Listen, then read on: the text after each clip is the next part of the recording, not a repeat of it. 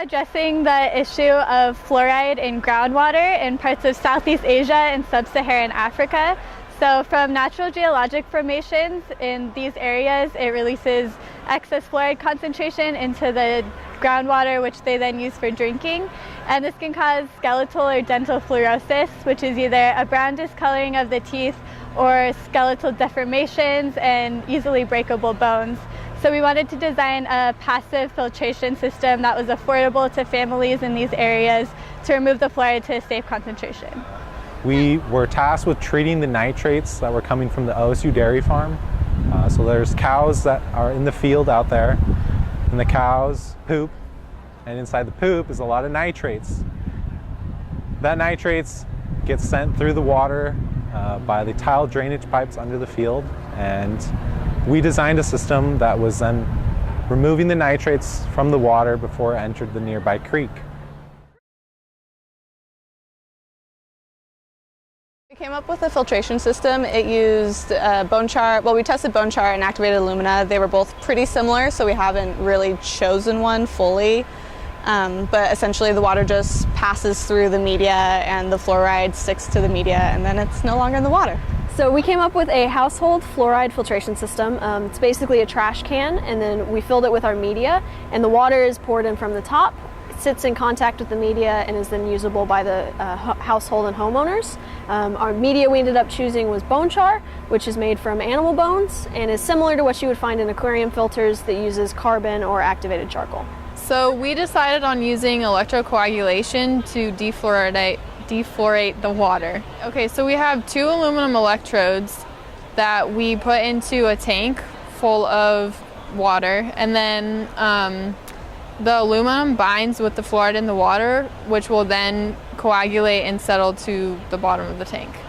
So our team came up with a Woodchip Bioreactor. So a bioreactor was used to hold a large community of microbes that were growing on wood chips. We picked wood chips after evaluating some other options, and they would be able to grow on the wood chips, use them as a carbon source, and remove the nitrates from the water and off-gas the nitrogen instead.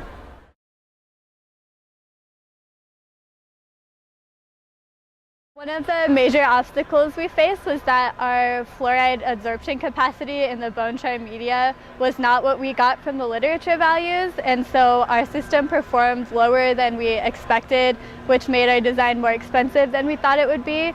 So it's really important to do some preliminary testing to make sure you're getting what you think you are when you order your materials.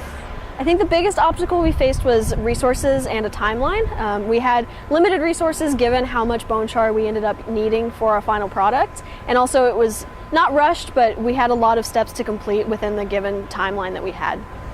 Microbes are stinky. Our group was inoculating our wood chips when we got to the testing phase, and after we opened up a jar of microbes that we got from Dr. Liu, they were anaerobic digester microbes, put them in some water, and it left the room very smelly for a while. I would say the most surprising aspect of the design process is just that things are never going to go as planned, and you'd be surprised by some of the avenues that you end up going down and solutions that you end up having to find in order to fix the things that you didn't think were going to go wrong. So you might end up with a totally different product than you were expecting just because you've had to go down this train of problem solving that you weren't thinking you were going to need. But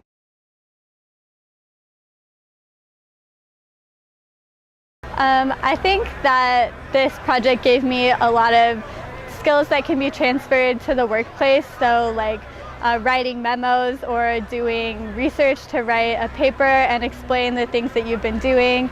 It also gave me experience explaining projects to people who don't really know what's going on, which is an important skill, communicating with the public, and just project planning in general to manage time and to get along with people. I think that this project, going back to how things tend to go wrong, just taught me how to persevere and find ways to fix things and make sure that you've always got a plan B. You know, go in thinking like this may not work, but if it doesn't go the way I'm thinking it's going to be, that's okay, because I've got a plan B, and after that I've got a plan C.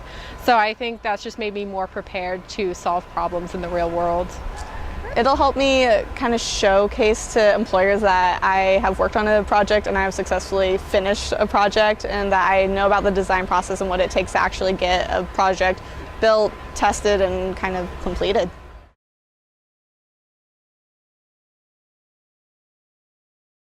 Ask questions. You know, it's not always going to go the way that you think. You know, you're going to run into problems. You know, you might not have an answer for it. I think my biggest advice would be to make sure you communicate fully with your team members and also with your professionals and your professors, just to make sure that everyone is on the same page and it's really clear. And then additionally, to make sure that you have enough time to complete all of the steps that you need to. It may seem like you have a long period of time, but all of the steps that you have to complete in that make it so that you really need to plan carefully with that. Get started early. I think our group was able to do our research fairly early, and we came across problems we were able to address, rather than much later coming across them and frantically coming up with ideas to determine how to address them. I think getting started early is key.